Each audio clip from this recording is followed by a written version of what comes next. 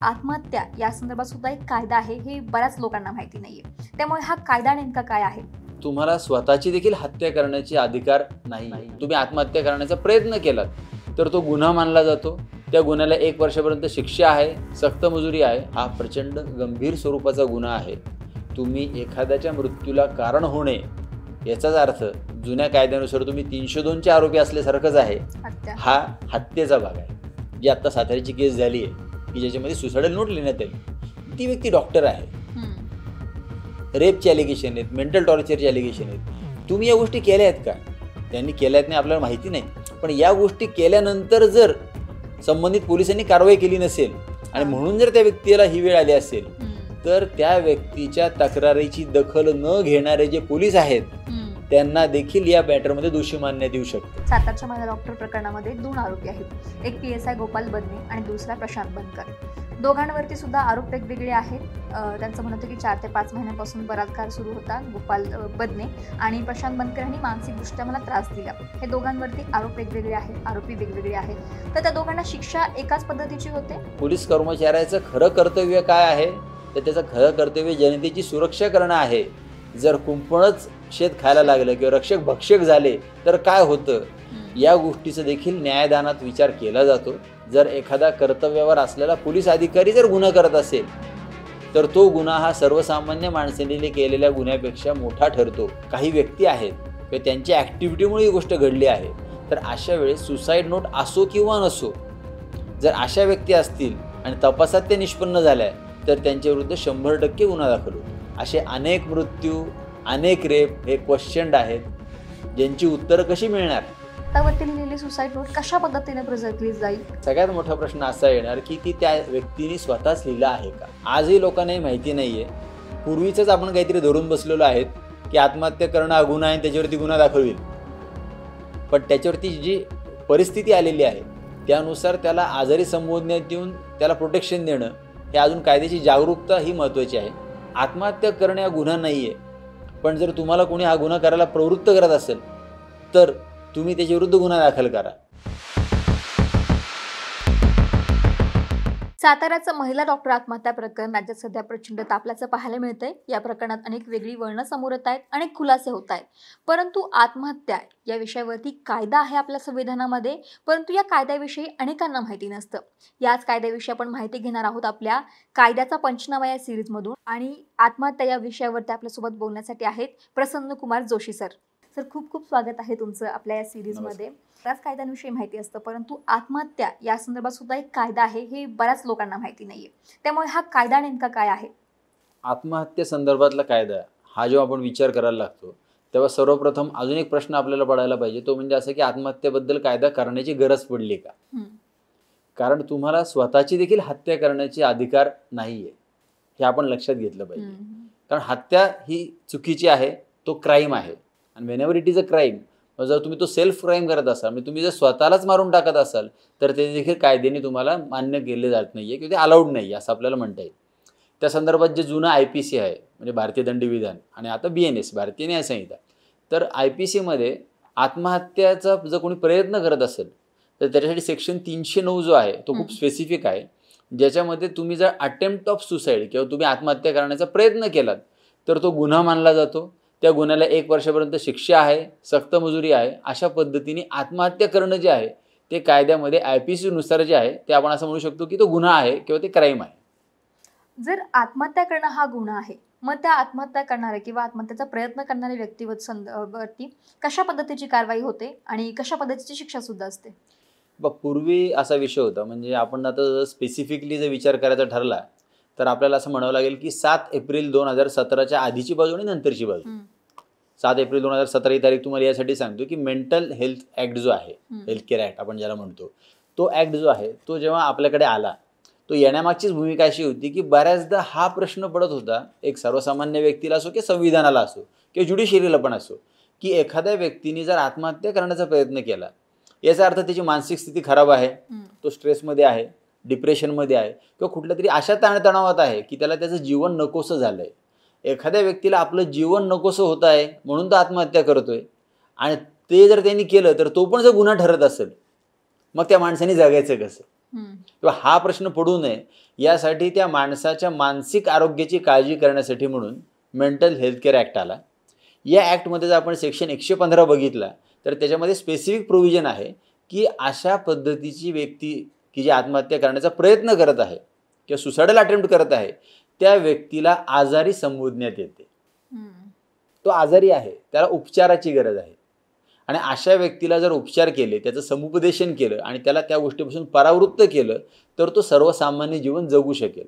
तेव्हा आता असं आपल्याला म्हणायला हरकत नाही 2025मध्ये की आता आत्महत्या करणं हा गुन्हा जरी असला तर अशा गुन्हा केलेल्या व्यक्तीला आजारी समजण्यात येतं आणि त्याच्यावरती मेंटल हेल्थ केअर ॲक्टनुसार पुढची प्रोसेस केली जाते. तर आत्महत्याच्या कायद्यानुसार आत्महत्या करणं आणि आत्महत्याला प्रवृत्त करणं IPC सेक्शन 306 किंवा 309 याच्यामधला फरक नेमका काय आहे?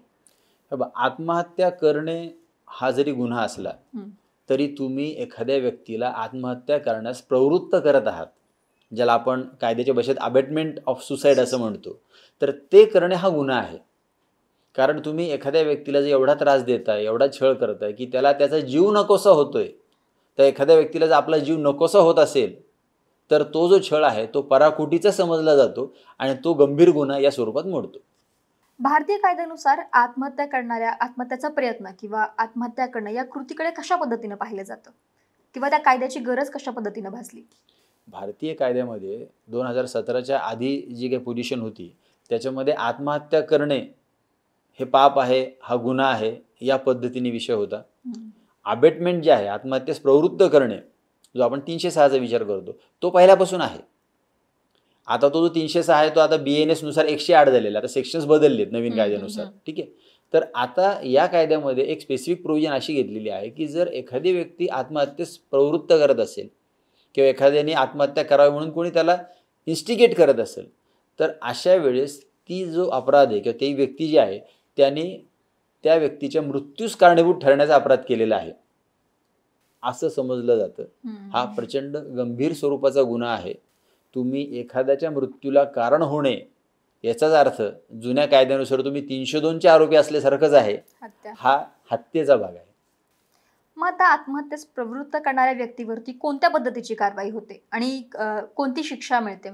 आत्महत्येस प्रवृत्त करणारी जी व्यक्ती असते त्याच्यामध्ये फक्त एक कलम लागून चालत नाही की त्याने आत्महत्येस प्रवृत्त केलं, पण जो काही घटनाक्रम आहे त्या घटनाक्रमानुसार जे जे गुन्हे घडलेले असतील, मग त्याच्यामध्ये त्या व्यक्तीने मानसिक छळ केला आहे, शारीरिक छळ केला आहे की आता मागेशी तुम्ही जे केसचा संदर्भ दिला आता साताऱ्यातली, आता सध्या राज्यात जो विषय चालला त्याच्यामध्ये हा पण संदर्भ आला आहे की बलात्कार झालेला आहे, रेपचे चार्जेस आहेत. मग अशा पद्धतीने जर कोणी मानसिक छळ करत असेल, बलात्कार करत असेल, त्याच केसमध्ये काही लोकांचे आर्थिक व्यवहारांचे संदर्भ पण त्यांनी दिले, म्हणजे कुठेतरी समजा इकॉनॉमिकल ऑफेन्स असतील, तर अशा प्रकारचे जे काही ऑफेन्सेस असतात त्याचे चार्जेस किंवा त्याचे सेक्शन्स सेपरेट लावले जातात. एखाद्या व्यक्तीला जेव्हा कायद्यानुसार आपण दोषी मानतो किंवा त्याच्यावरती एखादी जेव्हा दोषारोपपत्र ठेवण्यात येते त्याची सुरुवात होते पहिल्यांदा FIR पासून. गुन्हा नोंदवला जातो. तो गुन्हा नोंदवतानाच घडलेल्या घटनाक्रमानुसार सगळ्या कलमांचा उल्लेख करावा लागतो. आता एखाद्या आत्महत्या प्रकरणामध्ये 1 पेक्षा 2 आरोपी असतील. आता आपण सातारचं उदाहरण घेऊया. सातारच्या महिला डॉक्टर प्रकरणामध्ये 2 आरोपी आहेत. एक PSI गोपाल बदने आणि दुसरा प्रशांत बनकर. दोघांवरती सुद्धा आरोप वेगवेगळे आहेत. त्यांचं म्हणणं होतं की 4 ते 5 महिन्यांपासून बलात्कार सुरू होता गोपाल बदने आणि प्रशांत बनकर यांनी मानसिकदृष्ट्या मला त्रास दिला. हे दोघांवरती आरोप वेगवेगळे आहेत, आरोपी वेगवेगळे आहेत. तर त्या दोघांना शिक्षा एकाच पद्धतीची होते, त्यांच्यावरती कारवाई एका पद्धतीची होते. आता जे मॅटर न्यायालयीन प्रक्रियेमध्ये आहे जी केस, त्याबद्दल आपण फक्त फॅक्ट्सवर किंवा आत्तापर्यंत येणाऱ्या समोरच्या गोष्टींवर बोलू शकतो. परंतु जर कायद्यामधली प्रोव्हिजन पाहिजे असेल तर आपण ढोबळ मनाने एक विचार करूयात की 2 वेगवेगळ्या व्यक्ती आहेत. फॉर एक्झाम्पल आता हे जे काही बनकर आणि बदनेंचं आपण उदाहरण घेतलं त्याच्यामध्ये जर एक व्यक्ती अशी आहे की ज्या व्यक्तीवर असा आरोप आहे की बाबा त्याचे त्या महिलेबरोबर प्रेमसंबंध होते, असं पण थेअरी आली की त्या महिलेने स्वतःहूनच ते प्रेमसंबंध निर्माण केले होते किंवा काय, पण जर असं असेल की प्रेमसंबंधामधून जर काही नाते असतील आणि त्याच्यामध्ये जर डिस्प्यूट होऊन त्या व्यक्तीने किंवा त्यापैकी एका व्यक्तीने प्रेमसंबंधांमधल्या नात्यानुसार जर आत्महत्या केली असेल तर त्याच्यामध्ये खूप डेप्थमध्ये जाऊन त्याला कॉरॅबोरेटिव्ह एव्हिडन्स ज्याला आपण कायद्याच्या भाषेत बघतो तो बघावा लागेल की प्रत्यक्षात अशा गोष्टी घडल्या होत्या का, म्हणजे आत्महत्या हा एकमात्र पर्याय होता का किंवा इथपर्यंत त्या व्यक्तीवर प्रेशर आलं का. दुसरा पार्ट जो झाला की ज्याच्यामध्ये पोलीस कर्मचाऱ्याचं जे नाव आलेलं आहे हम्म. आणि त्यांच्यावर स्पेसिफिक ॲलिगेशन झालेले आहेत किंवा त्यांनी 4 वेळा बलात्कार केला किंवा सुसाईड नोट ज्याचा आपण विचार करतो त्यात पण त्यांचा उल्लेख आहे. जर एखाद्या व्यक्तीने बलात्कार केल्यामुळे, मेंटल हॅरेसमेंट केल्यामुळे किंवा त्या लेवलचा त्रास दिल्यामुळे जर आत्महत्या होत असेल तर 100% ती व्यक्ती दोषी असते. आणि सगळ्यात महत्त्वाची गोष्ट म्हणजे कोर्टाला हे पण चेक करावं लागतं की ती व्यक्ती कोण आहे. आता या केसमध्ये जेव्हा आपण बघतोय की एक पोलीस कर्मचारी आहे, याचा अर्थ तो सेवक आहे आणि त्या पोलीस कर्मचाऱ्याचं खरं कर्तव्य काय आहे तर त्याचं खरं कर्तव्य जनतेची सुरक्षा करणं आहे. जर कुंपणच शेत खायला लागलं किंवा रक्षक भक्षक झाले तर काय होतं, या गोष्टीचं देखील न्यायदानात विचार केला जातो.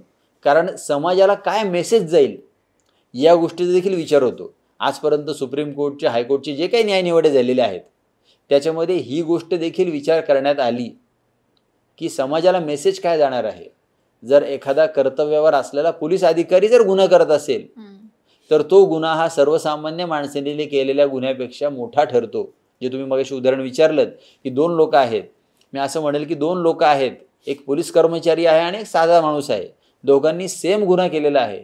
तर अशा वेळेस न्यायालयाने शिक्षा देताना काय विचार करावा, तर न्यायालय निश्चित हा विचार करू शकतं की तू पोलीस आहेस, तुला हे माहिती होतं की गुन्हा करतोयस, तुझं जे दुष्कृत्य आहे त्याची शिक्षा काय आहे आणि हे माहिती असून तू पदाचा गैरवापर केला म्हणून त्या व्यक्तीविरुद्ध उलट कडक कारवाई केली जाईल.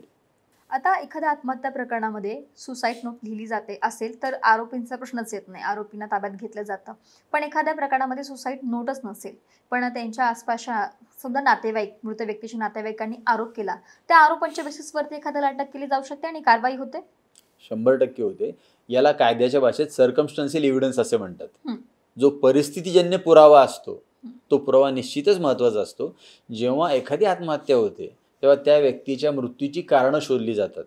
आजच्या भाषेत आपण जसं म्हणतो की फोन चेक करणे, CDR रेकॉर्ड चेक करणे, व्हॉट्सअप चेक करणे, चॅटिंग चेक करणे, मेल चेक करणे किंवा त्या व्यक्तीला जर कोणी काही फॉलोअप घेत असेल, CCTV फुटेजेस असतील, कामाच्या ठिकाणी त्रास होत असेल, कुठे एन्क्वायरीज झालेल्या असतील, तर या सगळ्या गोष्टी चेक करताना जर असं आढळलं की ही जी डेथ आहे किंवा ही जी आत्महत्या आहे ही करण्यामागे काही व्यक्ती आहेत किंवा त्यांच्या ॲक्टिव्हिटीमुळे ही गोष्ट घडली आहे, तर अशा वेळेस सुसाईड नोट असो किंवा नसो, जर अशा व्यक्ती असतील आणि तपासात ते निष्पन्न झाल्या तर त्यांच्याविरुद्ध 100% गुन्हा दाखल होतो. आता आपण साताऱ्याचंच प्रकरण घेऊयात. महिला डॉक्टरच्या सुसाईड नोटमध्ये म्हटलं होतं की आरोपींनी माझ्यावरती 4 ते 5 वेळा बलात्कार केला.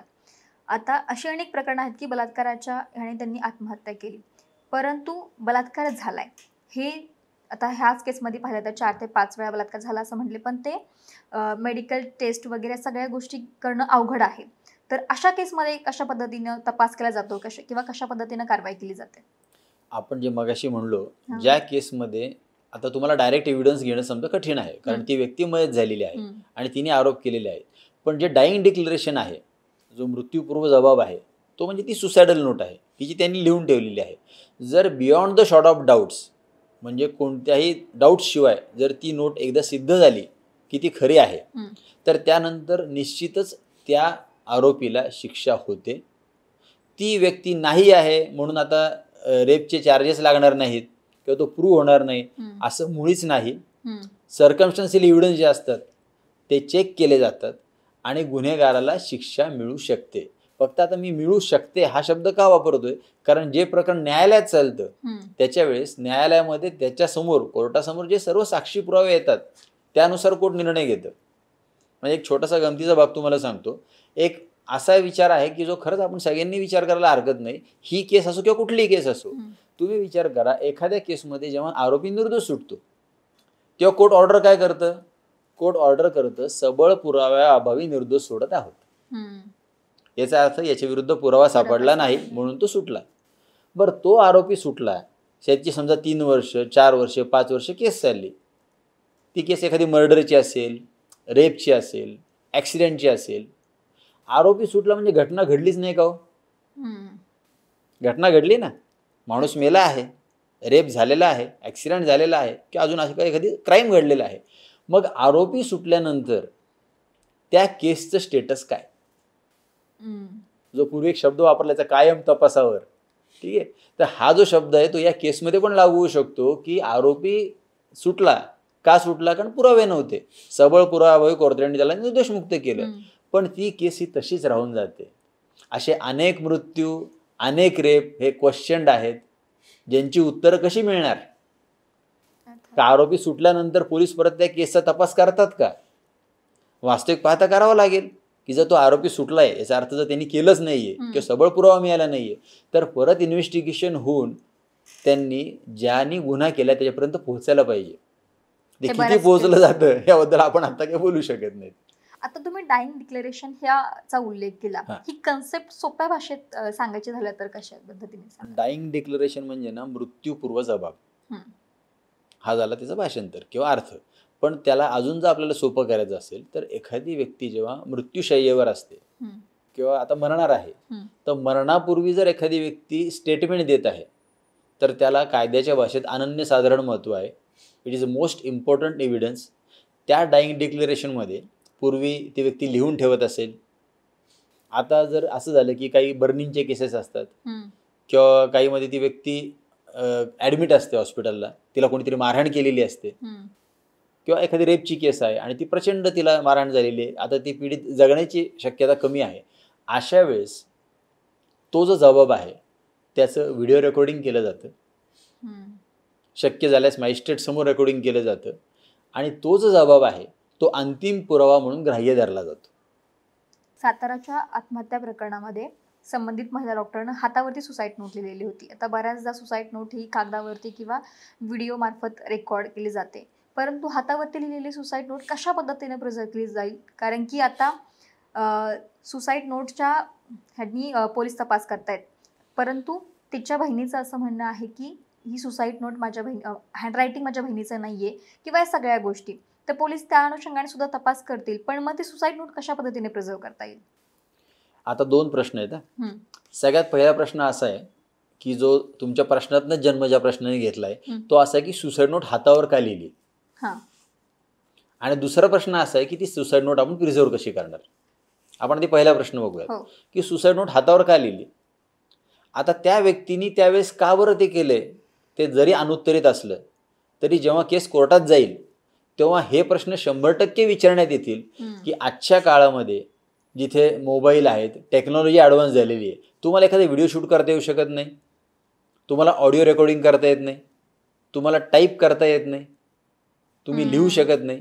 मग एवढे सगळे ऑप्शन असताना ते हातावर का लिहिलं गेलं हा प्रश्न येणार.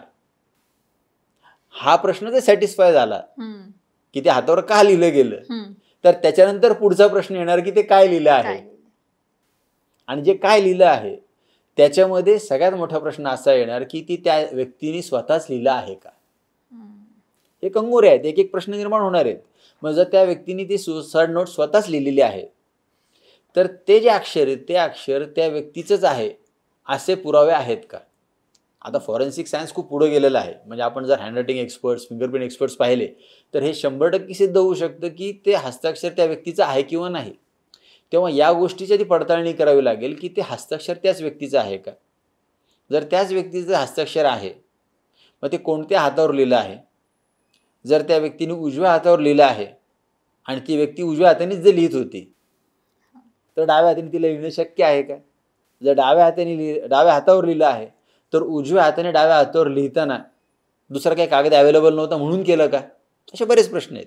बरं, हस्ताक्षर जर मॅच झालं तर त्याच्यानंतर फॉरेन्सिक सायन्समध्ये काय असतं की जेव्हा तुम्ही असं एखादं जे काही पाम आहे म्हणजे जो हात असतो, तळहात असतो, त्याला जेव्हा तुम्ही एक इव्हिडन्स म्हणून क्रिएट करताय, कारण त्याच्यावरच्या गोष्टी तुम्हाला वाचायच्या आहेत किंवा त्या वापरायच्या आहेत, तेव्हा सगळ्यात मुख्य गोष्ट तुम्हाला ही करावी लागती की तो तुम्हाला प्रिझर्व करायचा आहे. आणि प्रिझर्व करताना ती ह्युमन बॉडी आहे, तुम्हाला ती तशी तर प्रिझर्व करता येणार नाही. आता सायन्स किती पुढे गेलं असलं तरी जर या प्रिझर्वेशनला मर्यादा आल्या, कारण आपण त्याच्यात जास्त डेपमध्ये जाऊ शकत नाही, त्याचा फॉरेन्सिक एक्सपर्ट आपण एवढं बोलू शकणार नाहीत. पण जर त्याच्यामध्ये मर्यादा येत असतील तर एक गोष्ट अजून असते की ती म्हणजे त्याचा डिजिटल इव्हिडन्स तयार करून ठेवणे. जसं आजच्या काळामध्ये वेगवेगळे फोटोग्राफ्स, चॅट्स, स्क्रीनशॉट्स यांचा डिजिटल इव्हिडन्स तयार केला जातो, ज्याला पूर्वी सेक्शन 65B सर्टिफिकेट घेतलं जायचं. तसं आता हा जो काही हात आहे किंवा तळहात आहे त्याचा डिजिटल पुरावा तयार करावा लागेल आणि तो जो इव्हिडन्स असेल तो फायनल इव्हिडन्स किंवा डाईंग स्टेटमेंट म्हणून वापरता येईल. आता या आत्महत्या प्रकरणामध्ये सुसाईड नोटमध्ये एखाद्या आरोपीचं नाव मेन्शन आहे, परंतु तो आरोपी मुळात निर्दोष आहे. तर त्याची निर्दोष तो आहे तो हे सिद्ध करता येतं का? आणि मग ती प्रक्रिया काय कशा पद्धतीची असते? 100% सिद्ध करता येतं. एखाद्या आत्महत्या प्रकरणामध्ये आरोपीचं नाव आलं, आता आपण असं म्हणूयात for the sake of our discussion की सुसाईड नोटमध्ये नाव आलं. कारण नाव आल्याचा अर्थ तुम्हाला तेच म्हणायचं असेल की सुसाईड नोटमध्ये नाव आलं. नाव येणार कुठून? एक तर तपासात येईल, तपासात आला तो त्याचं निर्दोषत्व सिद्ध करेल. पण जर सुसाईड नोटमध्येच एखाद्याचं नाव लिहिलेलं आहे, व्यक्ती तर एक्सपायर झालेली आहे आणि तुम्ही म्हणता की आता डाईंग डिक्लेरेशन आहे की सुसाईड नोटने याचं नाव लिहिलं म्हणजे हा दोषी आहे आणि वास्तविक पाहता त्याचा काही संबंध नाही, असं होऊ शकतं का? तर कायद्याच्या भाषेत याचं उत्तर होय आहे. एखादी व्यक्ती कोणत्या मानसिक स्थितीत कोणाचं नाव लिहिल हे आम्ही सांगू शकत नाहीत. जर अशी घटना घडली की विमनस्क अवस्थेमध्ये कुठंतरी गैरसमजांमधनं जर एखाद्याचं नाव लिहिलं गेलं तर आपल्याला कायद्याच्या भाषेत मेन्सिरिया ज्याला म्हणलं जातं, हा एक लॅटिन वर्ड आहे, म्हणजे त्याची इंटेन्शन तसं आहे का?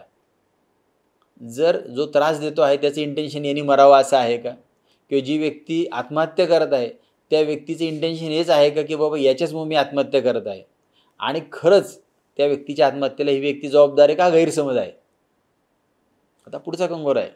कारण का तर नाव लिहिलंय पण त्याला असं वाटतं की तो करतोय किंवा अमुक अमुकमुळे मी आत्महत्या करत आहे, पण त्या व्यक्तीचं जर काहीच रोल नसेल तर गैरसमजातनं पण एखादं नाव येऊ शकतं. पण अशा वेळेस बर्डन ऑफ प्रूफ ज्याला म्हणतात कायद्याच्या भाषेत की सिद्ध करण्याची जबाबदारी कोणाची आहे, तर ज्याच्यावरती आरोप झालेले आहेत ना त्याला स्वतःला निर्दोष सिद्ध करावं लागेल. त्याला प्रूव्ह करावं लागेल की तो घटनास्थळी आहे नाही आहे, त्याचे काय संबंध होते, कोणत्या लेवलपर्यंत विषय होता, की जेणेकरून या इन्व्हेस्टिगेशनमध्ये त्याचा कुठे ॲक्टिव्ह रोल दिसणार नाही. जर असं केलं तर शेवटी कायद्यासमोर सर्व समान आहेत, संविधानावर चालणारा आपला देश आहे. तेव्हा जर तुम्ही beyond the shadow of doubts ती गोष्ट सिद्ध करू शकला नाहीत तर त्याचा फायदा हा आरोपीला मिळतो आणि आरोपीची सुटका होते. आता आपण जसं म्हटलं की निर्दोष सुटका होऊ शकते एखाद्या निर्दोष व्यक्तीची, पण अशा प्रकरणामध्ये ॲज अ वकील म्हणून तुम्हाला पुरावे गोळा करणं आणि खटला चालवणं हे कितपत अवघड वाटतं? व अशा प्रकरणांमध्ये जिथं डाईंग डिक्लेरेशन आहे किंवा जिथं आपण म्हणू की सुसायडल नोट लिहिलेली आहे, अशा प्रकरणामध्ये जर आरोपी निर्दोष असेल तर ते 100% एक चॅलेंज आहे. कारण त्याच्यामध्ये सगळेच साक्षी पुरावे हे त्याच्या विरुद्ध असतात. पण त्याच वेळेस अजून एक गोष्ट त्याच्या बाजूने अशी असते की काय असतं, एखादे 100 गुन्हे होत पण कुठंतरी काहीतरी राहिलेलं असतं. फुल प्रूफ अशी कुठलीच गोष्ट नाही आहे. आपल्या कायद्यामध्ये जो पुराव्याचा कायदा आहे, जो भारतीय साक्ष संहिता आहे, त्याच्यामध्ये जे वेगवेगळे निकष लावलेले आहेत त्या सगळ्या निकषांना चेक करताना ही गोष्ट 100% तुमच्या डोळ्यासमोर येते की कुठंतरी एक लॅक्युना राहिलेला आहे, एक कुठंतरी मोकळी कडी आहे की जी हे दाखवू शकते की त्या आरोपीचा काही संबंध नाही आहे. आता वकील म्हणून या गोष्टीवर काम करताना त्या कडीपर्यंत पोचणं हे महत्त्वाचं आहे. आणि जी वकिली असते किंवा जी न्यायदानाची पद्धत असते त्याच्यामध्ये जेव्हा एखादी क्रिमिनल केस कोर्टासमोर चालते तेव्हा आपल्याला जे सगळ्या लोकांना असं वाटत असतं काय, असं आजकाल पिक्चर्समध्ये किंवा याच्यामध्ये असं बघितलं जातं किंवा कोर्ट सीन्स दाखवले जातात, त्यामुळे गैरसमज असतो की अचानकपणे कोर्टात काही केस चालू असली की अचानक साक्षीदार येईल, ये नाही हो सकता, काहीतरी फिल्मी स्टाईल बोलल, कोर्टासमोर साक्षी देईल, असं काहीही होत नाही. प्रॅक्टिकली साक्षीदारांच्या याद्या पुरावे सगळे कोर्टासमोर असतात. केस चालते, केस चालताना आरोपीचे वकील, सरकारी वकील या दोघांनाही या बाजू माहिती असतात. आणि उद्या चलून त्या जज महोदयांना जरी असं वाटत असलं की नाही गुन्हा यांनीच केला आहे, पण जर तसे पुरावे कोर्टासमोर आले नाहीत तर फक्त मनातला आवाज ऐकून शिक्षा दिली जात नाही, पुराव्यांना प्रमाण मानावं लागतं. आता साताऱ्याच्या या केसमध्ये जसं की आपण मागाशी सुद्धा उल्लेख केला की त्यांच्या हातावरची हँडरायटिंग, त्यांच्या बहिणीचं असं म्हणणं आहे की ती तिची नाही आहे आणि त्यांचे आधीचे जे काही लेटर्स आहेत त्या लेटर्स आणि ह्या हस्ताक्षरांमध्ये थोडा फरक आहे असं बोललं जातं, असा आरोप होतोय की ह्या प्रकरणाला वेगळं वळण दिलं जातंय. मग आता सुसाईड नोटमधलं हँडरायटिंग हे मृत व्यक्तीचंच आहे, हे कशा पद्धतीनं चेक होतं? सुसाईड नोटमधलं जे हँडरायटिंग आहे ते चेक करताना त्या व्यक्तीचं ज्या पूर्वीचं जे हँडरायटिंग असतं म्हणजे त्यांचं समजा आता त्या डॉक्टर असतील त्यांचे काही प्रिस्क्रिप्शन्स असतील, त्यांचे काही थिसिस सबमिट असतील, फार कॉलेजपासूनचं त्यांचं हँडरायटिंग असेल, कुठं ना कुठंतरी तुम्हाला त्या व्यक्तीच्या हस्ताक्षराचा नमुना मिळतो. तो जो नमुना आहे तो नमुना आणि प्रत्यक्ष हस्ताक्षर या दोन्हीची पडताळणी करून त्याचा व्हेरिफिकेशन रिपोर्ट तयार होतो. आणि व्हेरिफिकेशन रिपोर्टवरून सिग्नेचर एक्सपर्ट किंवा हँडरायटिंग एक्सपर्ट जे असतात ते हा अहवाल देऊ शकतात की ते हस्ताक्षर त्या व्यक्तीचं आहे किंवा नाही. प्रत्येक व्यक्तीच्या हस्ताक्षरामध्ये एक वेगळी लकब असते, काही स्ट्रोक्स असतात की जे फक्त तुम्ही एखादा शब्द किंवा एखादं वाक्य तुम्ही जसं लिहिता तसं दुसऱ्याला लिहिणार नाही. आणि ते असंच आहे, प्रत्येकाचं हस्ताक्षर हे वेगळंच असतं, त्यामुळे ते सिद्ध करणं सोपं जातं. आता मगाशी तुम्ही उल्लेख केला कलम 309चा. तो कलम 309 नेमका काय आहे आणि त्याचा हेतू नेमका काय होता? बघा, कलम 309 जो होता तो आहे आज पण, फक्त आज त्याला 226 झाला आय थिंक BNS मध्ये आता तो. तर 309चा एक बेसिक उल्लेख असा होता किंवा त्याचा असण्यामागची भूमिका जी होती ती अशी होती की आपलं जीवन संपवणे हा गुन्हा आहे ही जाणीव प्रत्येक व्यक्तीला असली पाहिजे. की तुम्ही जर सुसाईड करत आहात, आत्महत्या करत आहात, तर आत्महत्या हे पाप आहे, हा गुन्हा आहे आणि तो त्यांनी करू नये म्हणून कलम 309 होतं. ते आज पण आहे. फक्त तो व्यक्ती त्या स्टेजला जाताना त्यांची जी मानसिक स्थिती आहे ती खराब झाली आहे. म्हणजे आधीच त्याला जगायची इच्छा नाही आहे आणि तुम्ही वरती त्याच्यावरती गुन्हा टाकणार काय, हा विषय येऊ नये म्हणून मेंटल हेल्थ केअर ॲक्ट आला आहे तसं. आता या कलम 309 मध्ये बऱ्याचदा मानवी पुनर्विचार करण्याची जी मागणी सतत होत असते, त्याच्याबद्दल तुमचं मत काय? याच्याबद्दल निश्चितच पुनर्विचार झालेला पण आहे आता. आणि आता जो मेंटल हेल्थ केअर ॲक्ट जो आहे 2017चा, त्याच्यानुसार आता जर एखाद्या व्यक्तीने तसा आरोप म्हणजे तसा गुन्हा केला तर त्याला आरोपी म्हणलं जात नाही आणि त्याच्यावरती उपचार केले जातात. त्याला समाजात सामावून घेण्यासाठी म्हणून प्रयत्न होतात. प्रत्येक जिल्ह्यामध्ये अशी समुपदेशन केंद्र आहेत. ज्या समुपदेशन केंद्रांमध्ये असे जे व्यक्ती आहेत त्यांना याच्यापासून परावृत्त केलं जातं. आपण आजकाल बघतो की लिटरली लोक फेसबुक लाईव्ह जात आहेत, इन्स्टा लाईव्ह जात आहेत, सुसाईड करत आहेत, लाईव्ह जाऊन सुसाईड करत आहेत. आणि ही खूप भयानक गोष्ट आहे. म्हणजे जर तुम्ही हा विचार करा, जर एखादी व्यक्ती लाईव्ह येऊन सुसाईड करत असेल तर त्याला काय सिद्ध करायचंय? मग त्याला हे सिद्ध करायचं आहे का की बाबा माझ्या मृत्यूला कारण कोण आहे? का त्याला हे सिद्ध करायचं आहे की बाबा माझ्यात एवढं डेअरिंग आहे की मी लाईव्ह येऊन सुसाईड करू शकतो, स्वतःला संपवू शकतो? तर आपण नीट विचार केला तर त्या व्यक्तीला सिद्ध काहीच करायचं नाही, ती व्यक्ती आजारी आहे. कायदा काय सांगतो, जी व्यक्ती लाईव्ह येऊन सुसाइडल अटेम्प्ट करते ती आजारी आहे, त्याला उपचाराची गरज आहे. म्हणजे प्रत्येक वेळेस एखादा गुन्हेगार आहे हा विचार करून चालत नाही. आपल्याला हा विचार करावा लागेल की आत्महत्येची स्टेज जी येते त्याच्या मागची कारणं काय आहेत. म्हणजे एक वकील होण्याच्या आधी मी एक नागरिक आहे आणि मी 100% हा विचार केला पाहिजे की एखाद्या व्यक्तीवर आत्महत्या करण्याची वेळ काय येते. जर त्या व्यक्तीचा कायद्यावर विश्वास असेल, बलात्कार झालाय शिक्षा होईल बलात्काराला, आपली फसवणूक झाली आहे त्या व्यक्तीला शिक्षा होईल, एखाद्याने मर्डर केलाय त्याला शिक्षा होईल, असं जर आपला कायद्यावर विश्वास असला तर कोणी आत्महत्या करेल का? माझ्या तक्रारीची दखल घेतली जाऊन समोरच्याला शासन मिळणार आहे. कोणी मला फोनवर धमकी देतोय, व्हॉट्सअपला व्हिडिओ पाठवतोय, त्रास देतोय, तर मी त्याच्याविरुद्ध तक्रार केल्यानंतर हा त्रास थांबेल याची जर खात्री असेल तर आत्महत्या होतीलच कशाला. तेव्हा कायद्याबद्दल जागरूकता आणणं आणि लोकांना हे माहिती होणं की जर तुमच्यावर असा अन्याय होत असेल तर तुम्ही तक्रार करा, गुन्हा दाखल करा. आता ऑनलाईन FIR झालेले आहेत. तुम्ही तुमच्या मोबाईल बंद पण कोणावरती गुन्हा दाखल करू शकतात. 0 नंबरने FIR झालेले आहेत. संबंधित पोलीस स्टेशनला पण जाण्याची गरज नाही, कोणी कुठूनही गुन्हा दाखल करू शकतं. मग या गोष्टी आपण केल्या का?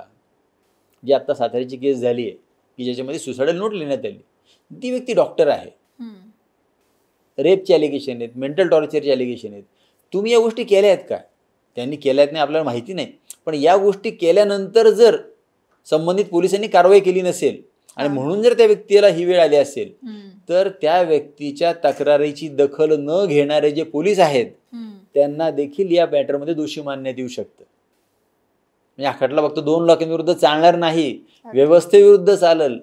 जर त्या ज्या महिला डॉक्टर आहेत की ज्यांच्यावर ही वेळ आली त्यांनी जर याच्या आधी अशा तक्रारी केल्या असतील आणि त्याची दखल न घेतल्यामुळे जर त्यांना आत्महत्येचं पाऊल उचलावं लागत असेल तर त्यांच्या तक्रारीची दखल न घेणारे लोक हे देखील या आत्महत्येस जबाबदार असतील. आता मगाशी तुम्ही मुद्दा उपस्थित केला की एखादी व्यक्ती समजा मानसिक तणावात असेल, नैराश्यात असेल आणि त्याच्यातून तिला आत्महत्या करण्याचा विचार येत असेल किंवा तिने आत्महत्याचा प्रयत्न केला असेल, तर अशा व्यक्तीला कायद्यातून कशा पद्धतीने संरक्षण दिलं जातं? एखादी व्यक्ती मानसिक ताणतणावात असल्यानंतर जर तिने आत्महत्येचा प्रयत्न केला, तर आपण जसं मगाशी म्हणलो की बाबा 115 जो आहे सेक्शन मेंटल हेल्थ केअर ॲक्टचा, त्यानुसार त्या व्यक्तीचं समुपदेशन केलं जाणं हा भाग तर आहेच. पण सायमल्टेनियसली जो आपण आत्ता सेक्शन 306 बद्दल आपण बोललो होतो, त्याच पद्धतीने आता जो 226 आहे BNSचा, की त्या व्यक्तीला जो त्रास देणारी व्यक्ती आहे, म्हणजे आपण असं धरूयात की सुसायडल अटेम्प्ट केला पण ते होऊ शकला नाही, आता त्या व्यक्तीविरुद्ध गुन्हा दाखल झाला, पण मेंटल हेल्थ केअर ॲक्टनुसार त्याचे उपचार पण चालू आहेत. सायमल्टेनियसली समुपदेशन केंद्रामध्ये हे पण चेक केलं जातं की ज्या व्यक्तींनी या व्यक्तीला त्रास दिला आहे त्यांच्याविरुद्ध गुन्हा दाखल झाला आहे का. गुन्हा दाखल व्हायला ती व्यक्ती मेलीच पाहिजे असं नाही हो, की आत्महत्येचा प्रयत्न करणं आणि ते पण एखाद्याच्या त्रासामुळे प्रयत्न करणं, तर त्याला तिथपर्यंत पोहोचवणारा व्यक्ती 100% जबाबदार आहे. जर आत्महत्येचा प्रयत्न करणं किंवा प्रवृत्त करण्यासाठी म्हणून जर कोणी त्याच्या मागे असेल, तर त्या व्यक्तीला देखील शिक्षा होऊ शकते. कायदेशीर तरतुदी तशा कडक आहेत. गरज अंमलबजावणीची आहे आणि अंमलबजावणीसाठी जागरूकतेची आहे. आता तुम्ही मेंटल हेल्थ केअर ॲक्टचा उल्लेख केला, तर 2017च्या या कायद्यामध्ये कोणते बदल झाले आणि एक वकील म्हणून तुम्हाला अजून कोणते बदल त्याच्यामध्ये अपेक्षित आहे की त्या करणं गरजेचं आहे? ॲक्च्युली असं झालेलं आहे की आपण जो आधी 309 बद्दल बोललो होतो, तर झालं असं की जे US गव्हर्नमेंट आहेत किंवा तिथले जे काही लॉज आहेत त्याच्यामध्ये या गोष्टीचा खूप मायन्युटली अभ्यास केला गेला होता. भारतामध्ये तसा विषय होत नव्हता. हा विषय जेव्हा झाला, साधारणपणे हा विषय 2017मध्ये जेव्हा आला, इम्प्लिमेंटेशन आय थिंक काहीतरी मे 2017 पासून सुरू झालं. हे इम्प्लिमेंटेशन झाल्यानंतर अजूनही लोकांना हा कायदा माहिती नाही आहे. म्हणजे सगळ्यात पहिल्यांदा पहिली स्टेप काय घ्यावी लागेल माहिती का आपल्याला, की लोकांमध्ये जागरूकता करावी लागेल की असा कायदा आहे जो तुम्हाला प्रोटेक्शन देतोय. आजही लोकांनाही माहिती नाही आहे. पूर्वीचंच आपण काहीतरी धरून बसलेलो आहेत की आत्महत्या करणं हा गुन्हा आहे, त्याच्यावरती गुन्हा दाखल होईल. पण त्याच्यावरती जी परिस्थिती आलेली आहे त्यानुसार त्याला आजारी संबोधण्यात येऊन त्याला प्रोटेक्शन देणं, हे अजून कायद्याची जागरूकता ही महत्त्वाची आहे. एक वकील म्हणून मी अजून एक गोष्ट अशी सुचवेल की जे काही जिल्हा समुपदेशन केंद्र आहेत त्याचबरोबरीने गाव पातळीवर, ग्रामपंचायत पातळीवर या बाबतीत जागरूकता झाली पाहिजे. जे काही विधी सेवा केंद्र असतात किंवा आज वकील म्हणून माझं पण एक कर्तव्य आहे की तुमच्या पॉडकास्टच्या माध्यमातून मी हे कर्तव्य करायला पाहिजे की आत्महत्या करणे हा गुन्हा नाही आहे, पण जर तुम्हाला कोणी हा गुन्हा करायला प्रवृत्त करत असेल तर तुम्ही त्याच्याविरुद्ध गुन्हा दाखल करा. ही जी आहे ना, हे विचार रुजले पाहिजेत, कारण आपल्याला समाज घडवायचा आहे. आज आपण सगळेजण एकत्र बसून हे सगळं का करतोय, तर समाजामध्ये जागृती व्हावी किंवा चांगला समाज घडावा यासाठी करतोय. संविधान आणि कायदे हे फक्त समाजाला चांगलं करण्यासाठीच निर्माण झालेले आहेत. पण त्याचा गैरवापर करण्यापेक्षा किंवा त्याच्याबद्दल अशा गोष्टी ज्या आहेत की निर्दोष सुटतील, गुन्हेगार मोकळे फिरतील, त्याहीपेक्षा त्यांना जरब कशी बसेल ना, यावर आपण विचार केला पाहिजे. आता आत्महत्या करणाऱ्या व्यक्तीला समुपदेशन, वैद्यकीय मदत आणि कायदेशीर प्रक्रिया या सगळ्यांचा समन्वय कशा पद्धतीने साधता येईल? आत्महत्येचा प्रयत्न करणारी जी व्यक्ती आहे त्या व्यक्तीविरुद्ध आपण जे 309 नुसार जर कारवाई सुरू केली, तर पहिल्यांदा काय होतं की मेंटल हेल्थ केअर डिपार्टमेंट जे आहे त्यांना याबद्दलची माहिती देण्यात येते. ती माहिती दिल्यानंतर त्या व्यक्तीला समुपदेशन केंद्रामध्ये तातडीने आणलं जातं. त्या व्यक्तीचे जे काही घरातील लोक असतील त्यांचं काउन्सिलिंग, समुपदेशन केलं जातं. जर त्या व्यक्तीचा समज असेल की त्याला त्रास होत आहे आणि प्रत्यक्षात परिस्थिती तशी नसेल, तर त्या बाबतीत देखील त्याच्यावरती ट्रीटमेंट होते.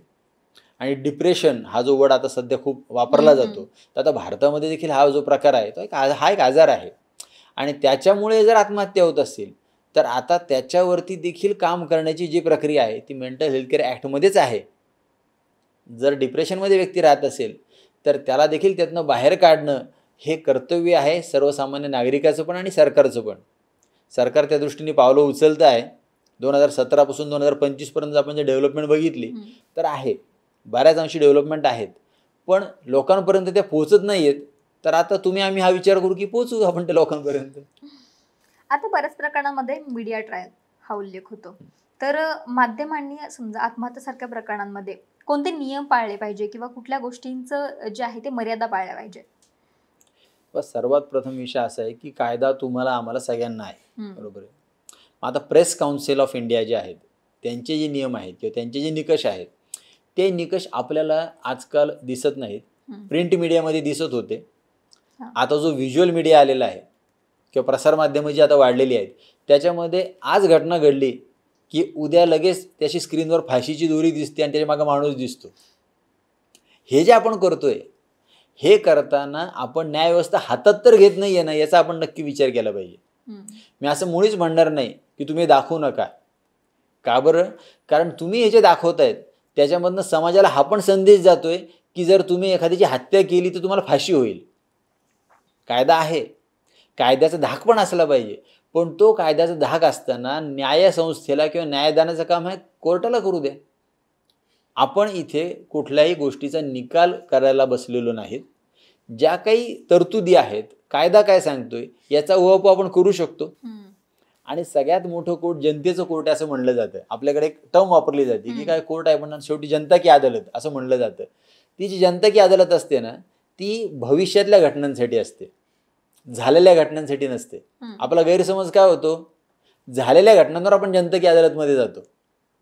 झालेली घटना चुकीची का बरोबर आहे हे ठरवण्याचा अधिकार फक्त कोर्टाला आहे, तो आपण हातात घेऊ नये. जनतेने कुठल्या अदालतमध्ये असावं, भविष्यात परत एखादी अशी डॉक्टर होऊ नये, अर्थात. एखादी संपदा मुंडे परत होऊ नये, यासाठी आम्ही आपली अदालत घ्यायला हरकत नाही. त्यामुळं या दोन वेगवेगळ्या गोष्टी त्या तशा पाळल्या तर नक्कीच मीडिया ट्रायल ही जी संकल्पना आहे ती लांब होऊन जाईल. हम्म. आणि मीडिया ट्रायल ही जी गोष्ट आहे ती 100% प्रेशर टॅक्टिक्स वापरण्यासारखी गोष्ट होऊन जाते. त्याच्यामध्ये राजकीय हस्तक्षेप येतो, त्याच्यामध्ये सगळा मीडिया येतो. हम्म. आणि ज्या गोष्टी आम्ही रोज पाहत असतो त्याचा परिणाम तुमच्या आमच्यावर होतो का? 100% होतो. 100%. मग जे न्यायाधीश रोज बातम्या वाचून टी व्ही पाहून कोर्टात जाणार आहेत हम्म. त्यांच्यावर होईल का हो? आता प्रश्नचिन्ह आला की होईल का? वास्तविक पाहता त्या न्यायाधीशांनी त्यांच्यावर तो परिणाम व्हायला नकोय असं वागावं लागतं. म्हणजे जज हे बॉदरेशन काम करू शकत नाहीत, त्यांना फक्त पुराव्याचे निकष पाळावे लागतात. पण कदाचित इफेक्ट होऊ शकतो. त्यामुळं मीडिया ट्रायल बाबतीत आता कडक धोरणं करण्याची गरज आहे असं म्हणावं लागेल. आत्महत्याच्या कायद्याविषयी अनेकांना माहिती नाहीये, बऱ्याच लोकांना माहिती नाही, तर तो कायदा लोकांपर्यंत पोहोचावा यासाठी काय करता येईल? आत्महत्येचा जो काही कायदा आहे, आपण असं म्हणूयात की आत्महत्या थांबवण्यासंदर्भातला कायदा, कारण आपण आत्महत्येचा कायदा म्हणत नाही त्याला. तर त्यासाठी असं आहे की त्यासाठी जनजागृती करणे हे झालं पहिलं ध्येयधोरण. आणि दुसरी गोष्ट अशी आहे की पाठ्यपुस्तकात या गोष्टीचा आपण समावेश करू शकतोय या पद्धतीने सरकारने धोरणं आखली पाहिजेत. जसं आता डिप्रेशन जे आहे ते शालेय अवस्थेपासून पण डिप्रेशन येऊ शकतं. म्हणजे तुम्हाला मध्यंतरीचं उदाहरण आठवत असेल तर काही गेम्स होते की जे व्हिडिओ गेम खेळताना एखादा मुलगा छतावर जायचा आणि उडी मारून सुसाईड करायचं. असे गेम्स आलेत. आई वडील घरात नसतात आणि लहान मुलं लिटरली त्याच्यानी जीव धोक्यात आणला किंवा गेलेत ते. मग या ज्या गोष्टी आहेत या थांबवण्यासाठी शालेय अभ्यासक्रमापासून या गोष्टीची सुरुवात व्हावी लागेल. आपली कायद्याविषयी जागृती जी आपण करतोय हे जे तुमच्या प्रोग्रामचंच नाव आहे त्याच्यामध्ये आपल्याला ही जागृती कशी सुरू करावी लागेल तर आपल्याला लिटरली शालेय मुलांना या गोष्टीची आपल्याला जाणीव करून द्यावी लागेल की हे नेमकं काय आहे, कसं आहे आणि तुमचा तो जीव किती महत्त्वाचा आहे. कारण हा जन्म पुन्हा नाही हे लक्षात घेऊनच जगलं पाहिजे तर त्याला जगणं म्हणता येईल. आता स्वइच्छा मरण ही कन्सेप्ट आहे, बऱ्याच देशांमध्ये ती मागणी होते किंवा अलाउड सुद्धा आहे. ती कन्सेप्ट नेमकी काय आहे आणि भारतामध्ये ती येऊ शकेल का किंवा आल्यावरती काय परिणाम पाहायला मिळेल? आता भारतामध्ये ती आलेली आहे अशी आता सिच्युएशन आहे. ठीक आहे, काही केसेसमध्ये हायकोर्टात सुप्रीम कोर्टात रिट्स पण फाईल झालेले आहेत. याच्यामध्ये होतं असं की एखाद्या व्यक्तीचं बेड रिटर्न असेल तर बेड रिटर्न असलेल्या व्यक्तीला जर फक्त श्वास चालू आहे म्हणून तो जिवंत आहे असं जर तुम्ही जगवत ठेवत असाल की जिथं त्या व्यक्तीची पण इच्छा नाही आहे तर ही जी गोष्ट आहे ती मानण्यात येते.